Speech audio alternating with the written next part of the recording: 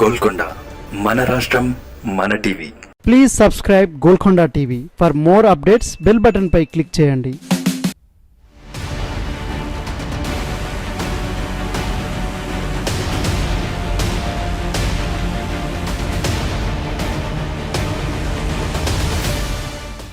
ఇలాంటి సమయంలో కాంగ్రెస్ గనుక వచ్చే ఎన్నికల్లో విజయం సాధించకుంటే మరో 5 ఏళ్లు ఆ పార్టీని మిత్రపక్షాలు కూడా పెద్దగా పట్టించుకోవు. వచ్చే లోక్సభ ఎన్నికలు కాంగ్రెస్ పార్టీకి చావో రేవో. ఈసారి గనక పరాజయం పాలైతే ఆ పార్టీకి ఇక మరింత కష్టకాలం తప్పదు. ఓవైపు ప్రధాని మోడీ హ్యాట్రిక్ అంటూ కలవరిస్తున్నారు. గతంలో ఎప్పుడో విడిపోయిన మిత్రపక్షాలను కలుపుకుంటున్నారు. ప్రత్యర్థులను బలహీనం చేస్తున్నారు. ఇంకా గట్టిగా చెప్పాలంటే ప్రత్యర్థులను శత్రువుల్లా చూస్తూ జైళ్లలో పెడుతున్నారు. ఇలాంటి సమయంలో కాంగ్రెస్ గనక వచ్చే ఎన్నికల్లో విజయం సాధించకుంటే మరో 5 ఏళ్లు ఆ పార్టీని మిత్రపక్షాలు కూడా పెద్దగా పట్టించుకోవు. అక్కడ ఆమె కాంగ్రెస్ పార్టీ తరపున ఈ ఎన్నికల్లో సోనియా గాంధీ పూర్తి స్థాయి ప్రచారం చేసే పరిస్థితి లేదు. కాంగ్రెస్ పార్టీ తరపున ఈ ఎన్నికల్లో సోనియా గాంధీ పూర్తి స్థాయి ప్రచారం చేసే పరిస్థితి లేదు. అనారోగ్యం, వయోభారం ఆమెను ఇబ్బంది పెడుతున్నాయి. దీంతో బాధ్యతంతా కుమారుడు రాహుల్ గాంధీ, కుమార్తె ప్రియాంక గాంధీ వాద్రా మీదనే ఉందనడంలో సందేహం లేదు. వీరిద్దరూ ఎన్నికల కురుక్షేత్రానికి తొలిసారిగా తల్లి పాత్ర పూర్తి స్థాయిలో లేకుండా ఎదుర్కొంటున్నారు. ఇలాంటి సందర్భంలో బాధ్యతలను కూడా పంచుకున్నట్టు స్పష్టమవుతోంది.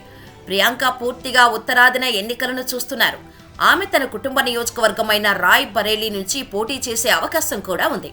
తల్లి సోనియా 20 ఏళ్లకు పైగా ఇక్కడి నుంచి ప్రాతినిధ్యం వహించారు. ప్రియాంక భర్త రాబర్ట్ వాద్రా కూడా అమేఠీ నుండి పోటీ చేస్తానని సంకేతాలు ఇచ్చారు. ఈ స్థానాల్లో రాహుల్ 2004 నుంచి 2014 వరకు గెలుపొందారు.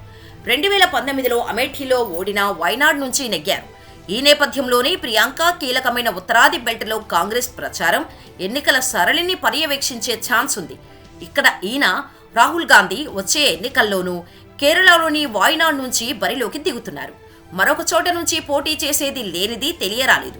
అయితే అమేఠీ బరిలో ఉంటారని భావించినా పూర్తి స్థాయి ఫోకస్ మాత్రం దక్షిణాదిపై ఉంచారని స్పష్టమవుతోంది. ఇక రాహుల్ ఇప్పటికే తెలంగాణలో పలుసార్లు పర్యటించారు. ఇక్కడి వారికి బాగా దగ్గరయ్యారు. ఏపీలోనూ ఆయన పార్టీని పునరుజ్జీవింపచేసే పనిలో ఉన్నారు. తమిళనాడు ఎలాగూ డిఎంకే వంటి గట్టి పార్టీ ఉంది. కేరళలో స్వయంగా బరిలోకి దిగారు. ఇక కర్ణాటక గురించి చెప్పాల్సిన పని లేదు. అక్కడ ఆ పార్టీనే అధికారంలో ఉంది. అన్నా చెల్లెళ్ళు రాహుల్ గాంధీ, ప్రియాంక గాంధీల్లో రాహుల్ పరిస్థితే కొంచెం బెటర్. ఎందుకంటే దక్షిణాదిన బీజేపీ కర్ణాటకలో తప్ప ఎక్కడా బలంగా లేదు. దీంతో ఇక్కడి నుంచి ఇండియా కూటమి అధిక సీట్లు సాధించడం ఖాయం.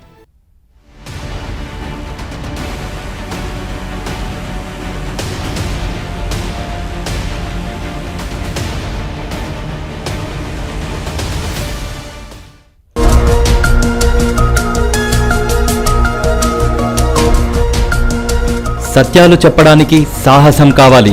నిజాలు చెప్పే పత్రికలు రావాలి. నిజం మా నైజం. మెట్రో పక్క తెలంగాణ దినపత్రిక.